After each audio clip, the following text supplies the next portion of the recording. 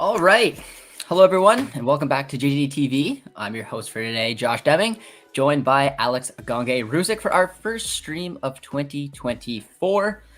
Alex, you and I haven't talked we've talked, but not on camera for about a month. So how have you been? Holidays treating you well? Yeah, no, holidays been good. Taking some much needed time for myself and family and everything, but nice to at least slowly dip the toe back in, especially start of the year with some big news, right? Lots of the Tajon Buchanan signing, of course, at Inter, which we can dive into. Transfer window open across the board. Lots to dive into as football kind of gears up again after a pretty quiet period, except for, of course, in the Premier League where they play like every 2 days during Christmas.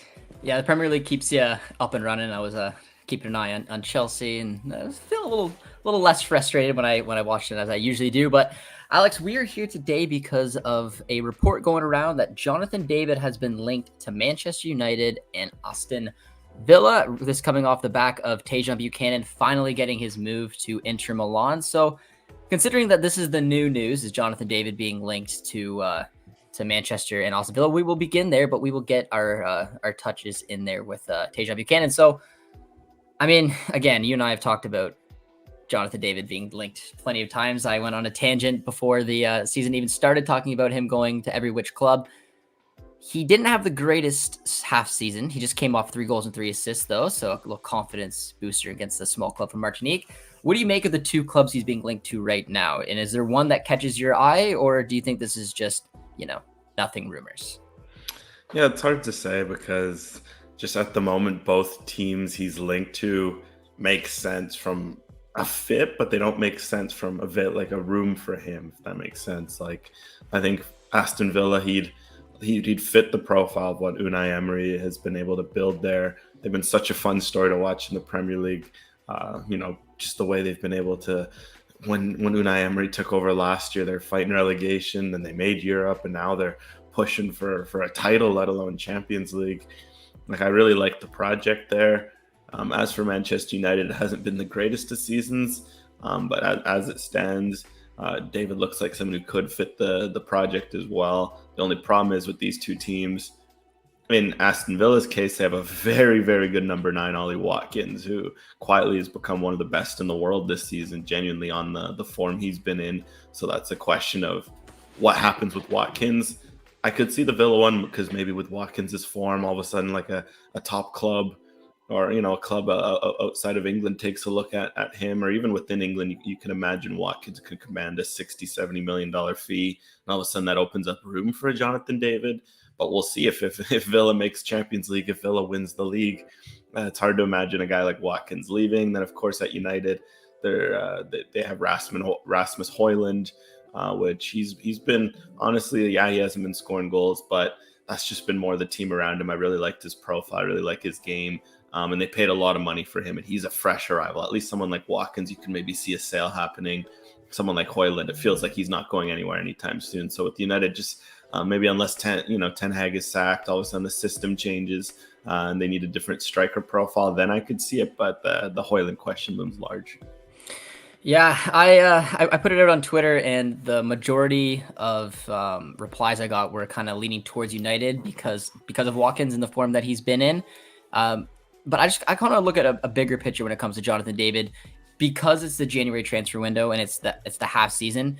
Do you think that he should move at all? Do you think that, when we talked about, I really personally thought that he should have moved in the summer, and I made that very clear. I thought that his time at Lille was kind of at a peak when he's put on 24 goals. He had a lot of interest from clubs that I thought he would have been a fit at, and I talked about Tottenham for a while. But it's always difficult to make a move in January, and you and I have seen that with different Canadians. We just saw one with Tajon Buchanan, so that'll have to be one that we keep an eye on. But for Jonathan David to move halfway through the season to the Premier League, to join a team where it's not a perfect fit, would you rather him just maybe wait and buy his time until the summer where maybe some other options could come up? Or do you think that these 2 teams are basically, the time is now? It has to happen because it's one of those situations where it kind of looks like it may never happen. Yeah, well, the nice thing is, I guess stop if you've heard me before kind of thing, but this is genuinely this summer. It feels like it's now or never, and like genuinely, like this is the last road. Because over the last few summers, it's been clear Jonathan David, maybe people around him have wanted him to push for a move. But as we've noted, Lille's held a lot of leverage. That's why they've been asking over the years 50 million, 60 million, based, with his performances. Now, however, this summer kind of feels like that last wall. Why? Because his contract's up in the summer of 2025. So if he doesn't move in the summer, he'd head into the year as a free agent. Of course, too, with how it works, in January of 2025, he'd technically be able to start speaking with teams as a free agent and be able to sign a pre-contract, right? The 6 months in advance. So all of a sudden, if he doesn't move in this summer 2024 window, you risk heading into January 2025, where you can already just sign a deal for free to get away. So if you're Lille and you genuinely want to get any money from him, it's of course now, and it's the summer. I think the summer, again, for what reasons you mentioned, just seems to make more sense for strikers. Unless there's really been any injuries, but across the board, most of the top clubs have kept their strikers. Maybe a Napoli opens up again with Osimhen looking discontent over there, but again, we'll have to see if again, it requires a domino effect. Does Osimhen move on? Does something happen? AC Milan looked like an option, but they didn't make the knockout rounds of the Champions League, and that seemed to kind of scupper their interest in paying big money for a forward to maybe help them in those knockout stages. So it kind of just feels like, because of that, waiting to the summer, knowing that this summer, if Lille wants money for Jonathan David, it kind of feels like that will have to be the last chance. They'll have to really make sure and sit down and make a deal, instead of kind of holding out for what they've wanted, as they've done over the last 2 years. Yeah, the number was about 60 million euros that just no one really bid on. If you guys are joining us in the stream, the first stream of 2024, drop a like and say hello in the chat. Let us know where you'd like to see Jonathan David go, because Alex just brought up a couple clubs that I kind of want to dive into as well. And in the article from the news that broke today of Jonathan David getting linked to both United and Villa, it was mentioned, of course, AC Milan. And I just asked Alex basically if you're Jonathan David, would you want to move in January, which could always be a little bit risky, or wait till the summer? And I was actually going to mention, Luke Carrier did here in the chat, and it was mentioned in the article, AC Milan. Alex, I remember when you and I talked to Herc, we mentioned Jonathan David and going to AC Milan, and he really liked that. And we've seen Christian Pulisic go there. Little CONCACAF vibes, did very, very well. He's one of their best players so far, which, it doesn't hurt me to say. I really didn't see Pulisic doing that well at AC Milan, but maybe it's just the Chelsea curse where you move on and you find success, because he's been doing fantastic right now, and it looks like a fun club to be in. And when you look at Milan and Olivier Giroud, I don't know. I assume that could have been a good fit for him. Like we mentioned, like Højlund could be a player that he'd back himself. Villa is a tougher one. It's for me, when it comes to Jonathan David, we always looked at Inter Milan, funny enough, because that's where Tajon Buchanan goes, but we looked at Inter Milan because of the system that they play with the two strikers. He was linked to Juve for a bit. And there's those quotes that were going around that Timothy Way was talking to David about going to Juventus and saying, like, if you want to come to here, you got to raise your game. So do you, Alex, think that he, after what he's done at Lille, proved that he can do the job as a lone striker? Or would you still maybe want to see him target one of those clubs where they play a two-striker system, whether it's an Atletico Madrid, Juventus, maybe Inter, although that's probably a little bit more unlikely now? Or do you think that do you back him to walk into a team and want to take on that lone striker role? Well, I think naturally his best position kind of remains playing off of another forward. So if there's any opportunity where that presents itself, I'd say absolutely consider. But I think that's also part of the reason why he's been, so insistent to want to lead the line and show that he can lead the line, because that opens more doors to clubs. Be like, okay, you can lead the line. Maybe they're willing to pay that fee, or willing to give him that chance to lead the line. So I think it's just something where, for him, it was a good chance to further prove his versatility as a forward, that he can lead the line and be more of a lone striker. I think naturally his best position is always going to be playing off a forward. I think naturally when he leads the line, he won't bring you the same attributes that some different strikers might bring. Like you're looking at him versus an Osimhen, for example, who's going to get in behind, stretch those lines, be more of a physical presence. Jonathan David isn't that. He's never going to be that, at this stage of his career. You know very well what his skill set's going to be. But the fact that he showed that, okay, yeah, maybe I'm not going to be a traditional 9 when I lead the line, but I can do different things, like be involved, very very involved in the build up, lots of touches. He likes to drop into those deeper areas. Sometimes almost play as a shadow 10, false 9. The way he plays, it does open more doors. So of course we'll have to see what happens. I think the big thing that seems to be snagging a move to an Italian club, for example, because it seems to make sense, right? We've said a lot, like Napoli would make a lot of sense. AC Milan, Inter Milan, just seems financially it just might not make sense for them to pay the 60-50 million, because as we've seen, Inter's a prime example. There's a reason why they paid. It was a loan plus, what was it, 8 million for Tajon Buchanan. It ended up being the 8 million fee. It's financial issues have rocked a lot of those Italian clubs, where they're looking more to pay lower fees and then move on players for bigger fees to kind of make up for the fact that, unfortunately, at the moment the Premier League has been the big financial giant, and other than some clubs like Bayern, Real Madrid, because you can't even say Barcelona. They've pretty much, you've heard Xavi be pretty open and forward about how their budget has prohibited them from maybe making some of the bigger signings they've wanted to make, as has been their history. So maybe that's also why Jonathan David's pushing for a move to the Premier League, knowing that the money there might also make most sense for a club like Lille to get what they're asking for. Yeah, that's part of the game in Serie A, and Tajon Buchanan, like you mentioned, is the perfect example. When the rumors actually started happening about a year ago, just after the World Cup, it was Dumfries who was linked to the big move away, and that's just kind of what happens. Inter Milan would have sold Dumfries for, I think at the time was a rumored like 45 mil, and then they would look at more of a budget option. Buchanan's not always the profile. I think like Ashley Young could have been a great player coming in. That's like more of the fit, is like you sell high one of your young assets and find a quality player at a cheap bargain. So Buchanan's a little bit different with the age profile, but in all honesty, I mean, he's a great pickup for the price that they got him at. And when it came to Jonathan David and that $60 million price tag, there was never probably going to be a team outside of the Prem that would look at him. But there was a lot of Prem clubs that have been linked with him. Alex, stop me when you've heard a team that originally it was Chelsea, then it was United, then there was Tottenham in there. Now it's Villa. I'm pretty sure there was Arsenal had interest. Arsenal, yeah. Arsenal had interest too. But it makes the most sense because they can afford it. And now even teams that kind of get down towards the mid-table could also afford it. Not that Villa is obviously a mid-table team right now, but just traditionally over the past like 10 years, they're more so that. But they're having a fantastic season right now. And I think the last that was reported is that David's target transfer price would be around that 40 to 35. Like it's dipping quite a bit because his contract, like you mentioned, is slowly coming to an end, and on top of that, he hasn't had the greatest start. So I feel like if a club did go for him at the 35 to 40, it would have to be someone from the Prem, considering that they have the money.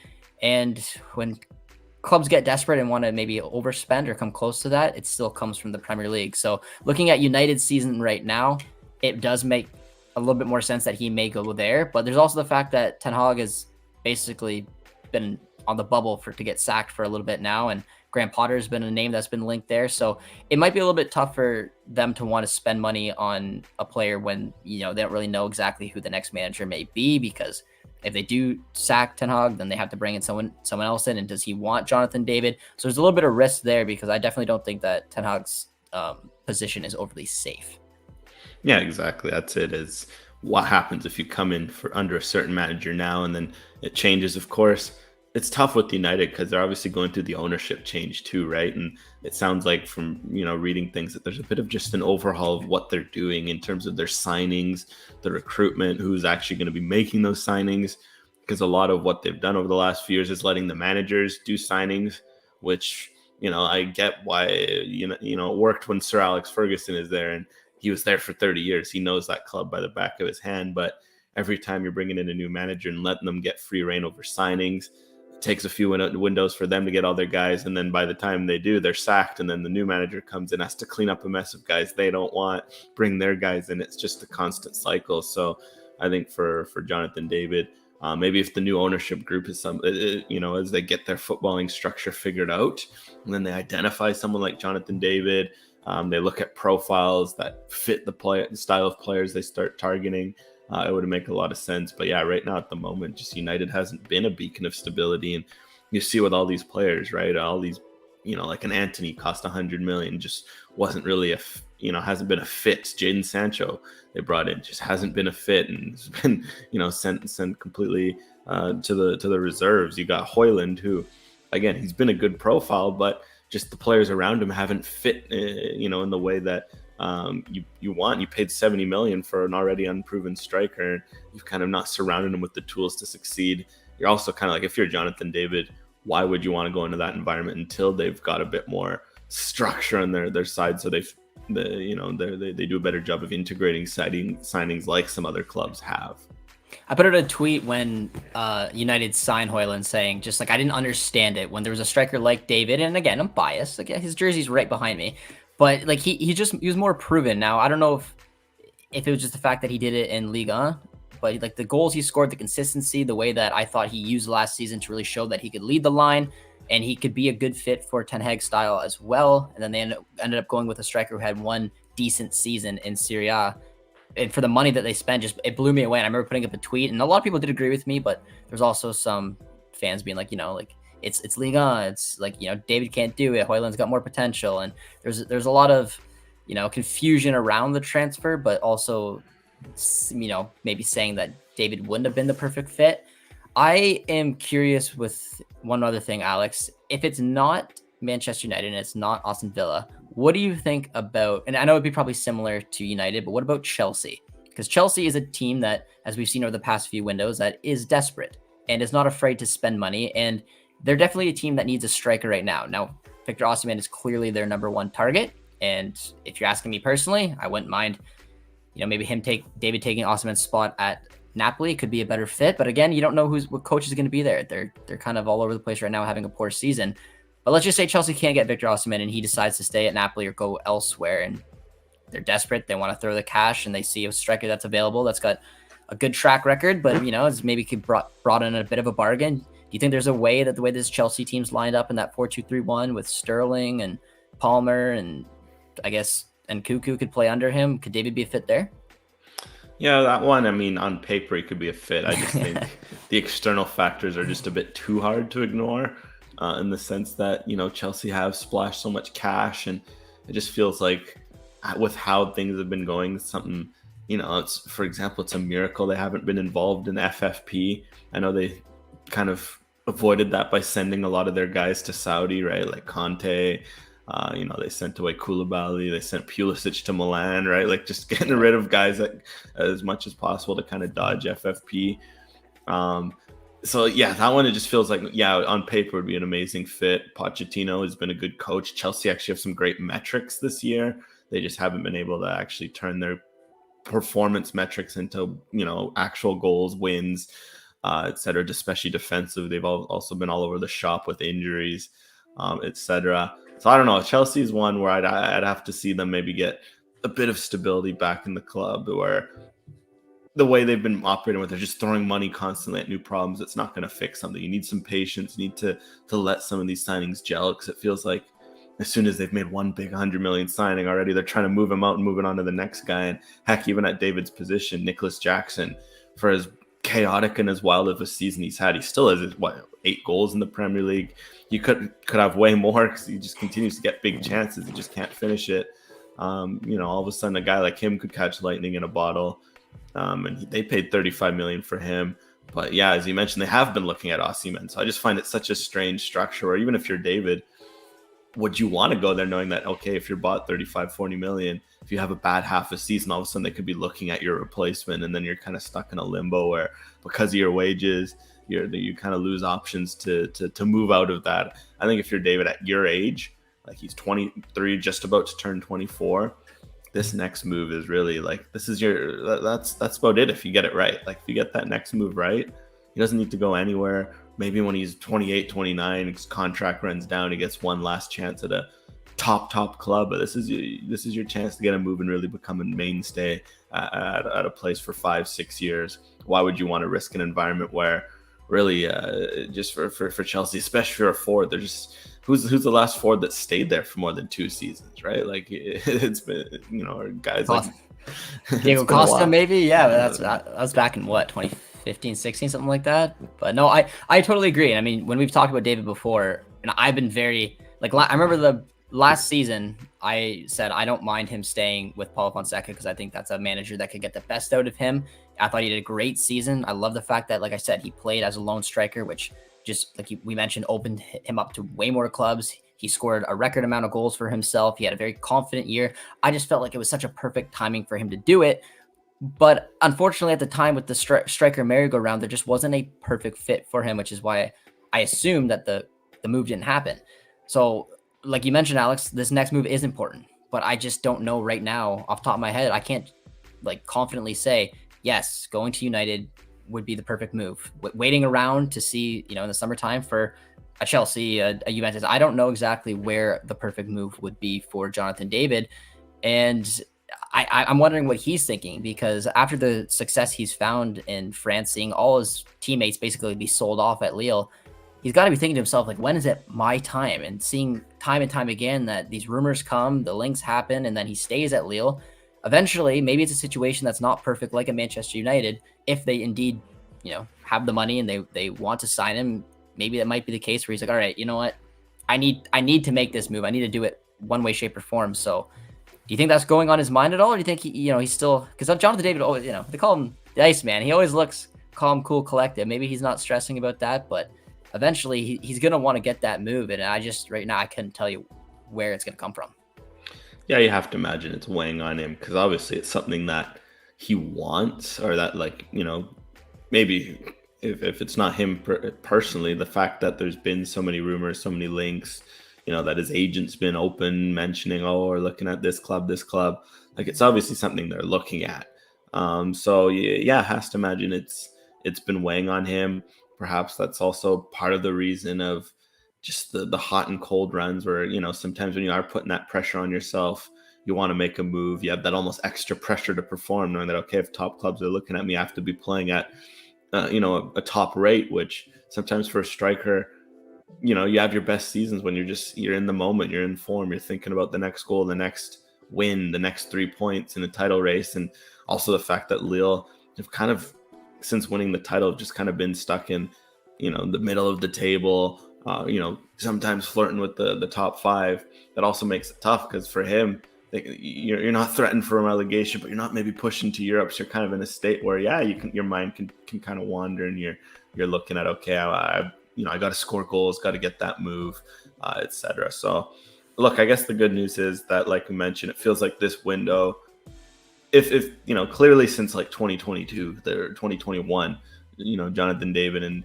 his representatives have been pushing for a move.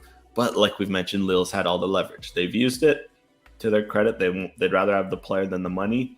They've held on the player. The player scored goals. But now, as we mentioned, the leverage kind of shifts a bit more into Jonathan David's court, where he can be like, look, keep me for a year and a half. I just leave on a free, and then I get the pick of anywhere I want, any profile, any, maybe a team could pay a little more on wages because they're not having to worry about paying for my fee. All of a sudden, that opens up clubs in the Bundesliga. That opens up clubs in Serie A who, might financially might not be wanting to pay 30 million, but you're asking some of those teams, like, even an Inter, you want Jonathan David on a free with the right wages, they'll say absolutely.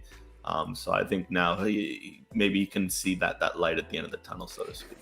I think David definitely wishes that, this summer, he'd be a free agent, because I think he'd be in a pretty healthy position and clubs would have a need, unlike last summer where he really struggled to find a team that could really use him. Although I still am a firm believer that he would have been a great fit at Tottenham and he should have been brought there.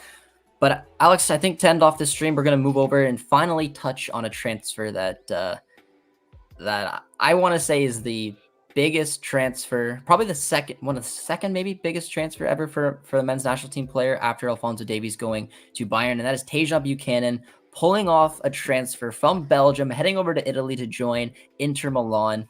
Now, just to put it in context, this is a player, I mean, we've seen, coming from the depths of Canada there in Brampton, Ontario, but this is a player who had a fantastic rise going from Major League Soccer, taking his chance with the national team, getting the move over to Belgium. Now he's going to Italy. He's going to a top 5 league, going to a team that was just in the Champions League final, that is expected to win the league title this season, that is having a fantastic season. This is incredible. I mean, I personally didn't think that it was actually really going to happen like this, like in January. I had a feeling, if anything, maybe in the summertime. But it's here. He looks happy. He looks excited. Alex, this is the first time I'm talking to you about it. What was your initial reaction when you actually saw the deal go through, the here we go from Fabrizio Romano? Yeah, I'd have to agree. That's, huge from a men's national team perspective on so many fronts. I think naturally, first off, it gives you another, I use one of John Herdman's favorite words, a tier one player, right? Another player playing in a top 5 league. Now all of a sudden, Canadian men's national team, you have a Bundesliga player, Alphonso Davies, you have a Liga 1 player in Jonathan David, a La Liga player in Kyle Aaron. All of a sudden, you're starting to build that rapport of guys playing in those top leagues. And Inter Milan for me is a massive club. Like, that's one where genuinely it might be one of the, maybe even if not on form, but although they've been leading the Serie A, like that's a top 10 club in Europe. It feels like that's one where you're genuinely looking at a club. Like, as we saw, they pushed to the Champions League last year. Yeah, they had that kind of dark period between 2012 and 2018 where they kind of lost their way a bit. But this was a club before, like in 2010 or I guess it was 2010 they won a Champions League. Like, for me, first off, it's pedigree. The fact that someone like Buchanan gets to go there. We can dive into the fit shortly, just because I think it's also a fascinating fit. But then I think for me as well, it's a great story for the men's perspective to show that sometimes these players, you just need to give them an opportunity. What I love about Buchanan's story is that at 19 he was playing in League One Ontario. Like, sometimes now we can see a 19-year-old fail somewhere at a club, like be it in Europe, be it in MLS, be it in CPL, like, oh, he's done, like his career is over. At 19, Tajon Buchanan was playing in League One Ontario while also playing at Syracuse. By 20, he finally, gets drafted, goes to New England, doesn't break in right away. Then he becomes a regular. Next, he gets sold to Bruges. Now he's going to Inter Milan at 24. It shows how quickly things can change if you're patient and you give guys the opportunity. And it's exciting to know that, the next Tajon Buchanan, that if at 18, 19, to be fair to Buchanan, he's someone where, again, like I remember him in his first New England camp because they played the Whitecaps in a friendly. So actually I got to see Buchanan in action. And he was phenomenal. Like, he's someone that he's had that potential about him for a while, but it's nice to know that if there's another kid like a Buchanan at 18, 19, has that potential to be, a very good MLS player and more, it's nice to know that they'll get opportunities to play in the CPL and elsewhere, whereas a guy like Buchanan had to hustle to get here, but now he'll set a path for those behind him.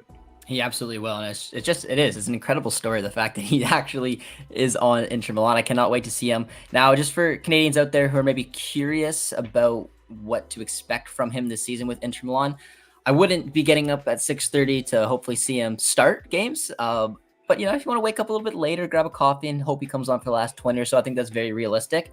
My assumption, and from the couple of people I've talked to, is that he's going to hopefully use the rest of this season to, get his feet wet in Italian football, hopefully learn the language, understand the game, the way it's played. But there's definitely, he'll definitely play a little bit. I think he'll be a good player to come off the bench. He's got speed. He can dribble. He can take players on. And given that Inzaghi loves his 3-5-2, you can bet 95% of the time you'll probably see him probably at right wing back for the time being, maybe left wing back because he can play on both sides. But you have Dumfries in front of him, you have Darmian in front of him, and then you have Buchanan. So I doubt he's going to be starting games bar any injuries, but there's definitely an opportunity for him to come off the bench. And when you're playing for a team that's top of the table, that's scoring for fun, that's got special players in it. I mean, look at this starting 11 I put together. I mean, I know it's like I just wanted to see what a starting 11 looked like with Buchanan in it. But I mean, coming off the bench and being able to come into a team like this late in games with the energy and speed you'll be able to provide, I think it'll be a very useful player. And hopefully, like I said, use this season. More than likely, they're not going to sell Dumfries right now in January. I don't think they need to because Buchanan was so cheap. But if Inter needs to balance those books or get any money, I think Dumfries is the first player on the chopping block that'll probably leave in the summertime. And then Buchanan, who's been there for now 6 months, who's getting more used to the league, can have an opportunity maybe to take next season and maybe push for a starting spot. Still, he's got a lot to prove and a lot to achieve, but it is exciting. And on paper, if you're a Canadian fan, you're hoping one day you see a starting 11 that looks like that. Yeah, 100%. And yeah, it's going to be interesting how he breaks in. Federico Di Marco has been pretty locked in at left wing back. Interestingly enough, a few weeks back though, Denzel Dumfries got a chance to play some left wing back. So who knows? Maybe there's a route there where Dumfries plays a little more on the left as well as on the right. Of course, his imminent sale will be the big news for Tajon Buchanan. But what's been nice is Inzaghi's really preferred his wing backs, especially Dumfries, to be really aggressive. DiMarco, he's kind of, from games I've seen, Inter games I've seen, he kind of his big skill is a deep delivery. Like he has just this a wand of a left foot where he can really deliver from deep. Meanwhile, on the right side, Dumfries is a lot more aggressive. And I noticed in a recent game, Inter kind of struggled because Lautaro Martinez was injured. And then because DeMarco was playing a little deeper, they also had Darmian, who himself is a little more cautious. They struggled to get that natural width that someone like a Dumfries provides. So I think for Buchanan, what's nice is that compared to someone like a Darmian, who's a bit more of a defensive profile, Inzaghi could look at that ability to stretch the field, which could help him get minutes, especially in games where Inter maybe needs a bit of speed, a bit of a guy to stretch things out, whereas Darmian might be leaned on for more of a defensive and more of a solid presence. So yeah, having seen Inter, I think it's a great fit. I enjoy watching their soccer, especially when everyone's healthy. Lautaro Martinez has been one of the best strikers in the world this year. Marcus Thuram has really impressed a lot since in his move to his new club after being at Gladbach. That midfield, Barella, is incredible. He's such a fun player to watch. So hopefully Buchanan can integrate in, because I think he fits the idea of what Dumfries will look to do. And if Dumfries leaves, I think that offensive-minded, wide profile Inzaghi will really like and will be a good replacement. The nice thing for Buchanan for me is that I still think he's a raw talent. Like, he's 24 years old. I know he's still young, but I still think he's got a lot to prove. This is such a big step for him. And just the fact that he's going to Italian football makes me smile, because I think right now, right wing back is probably his position. At the top game is where he'd play. I don't really see him as a out and out right back or a winger. I think that he can do really good things at this role, but I think just maybe sharpening a few edges with this Italian way of thinking, improving the defending, having his ability to go forward, being very, like we said, being very patient, but also understanding the way that the game is played at this level, I think can do him wonders. That will obviously translate over to the national team as well. So I'm really excited to see what can happen with him. I'm really excited to see when he'll get his debut, because I can't confidently say, oh, I could see him coming off the bench next match, the match after. I don't really know, so I'll just have to watch a couple of Inter games in a row to hopefully see when he's going to come off the bench. But I do think probably in the next 2 to 3 games we'll probably see him, and I'm really excited to see what he can do. Yeah, and I think it's important, like you mentioned, that he's still raw. Like 24 is still young. Like he's still got a lot of chance to mold himself. What's nice is we look at his profile, we know what he's very good at. First off, his speed, it's an immense asset, no doubt. But just looking at his film from Bruges, as well as his stats, an elite box arriver, if that makes sense. Like he's just so good at taking the ball and dribbling into the box. One of the best in Europe at that across all the leagues. But for him, that next step is, all right, when you get in the box, what do you do? Shoot more, because in MLS he was really good at that, but as he's come adjusted to the level, we haven't seen him be as much of a proficient shooting threat. So that could be one of those steps. Also, his delivery, he has a decent delivery on it. He's gotten a lot of assists this year. He's improved a lot at it, but it's still, his delivery can hit another level in terms of knowing how to pick out those crosses, especially when you're going to have two different strikers like Martinez and Thuram, who thrive off that sort of wide delivery. How can Buchanan improve that? Of course, defensive awareness, another one, like you mentioned, just how to operate as a wing back, knowing how to time your runs up the pitch, get out in the pitch. I think it's exciting to see what he can learn all of that. And I think that'll translate over nicely to Canada, because those sorts of, especially if they're looking at playing a 3-5-2 long-term, having a guy like Buchanan just improve his defensive awareness and improve all of those things would be a huge asset for Canada. Heck, and if he learns enough, he might even be an option for a fullback if they consider playing like a 4-3-3, as we've considered as it's viable. Whereas now for Canada, he's been more of a 4-3-3 option. And heck, if he's improving his service, if he's improving all those things, I will only help him at that winger position too. So this move will help him grow immensely. Absolutely, and that is the first stream of 2024. Alex, got to talk a little bit of Tajon Buchanan getting his move, and Jonathan David maybe maybe following suit. Because if he did hypothetically join Manchester United, I think we could safely say that that would be 2 blockbuster Canadian transfers in the same window. I mean, you can't get around it. David going to United and Buchanan going to Inter Milan, that would be wild. I don't know if it's going to happen. I really don't think it's going to happen. But I also didn't think that Buchanan was going to move this window either. So I guess we'll have to wait and see. But thank you guys so much for tuning in for the first live stream of 2024. And Alex, I appreciate the time as always. And we'll hopefully see you guys soon. Cheers, friends.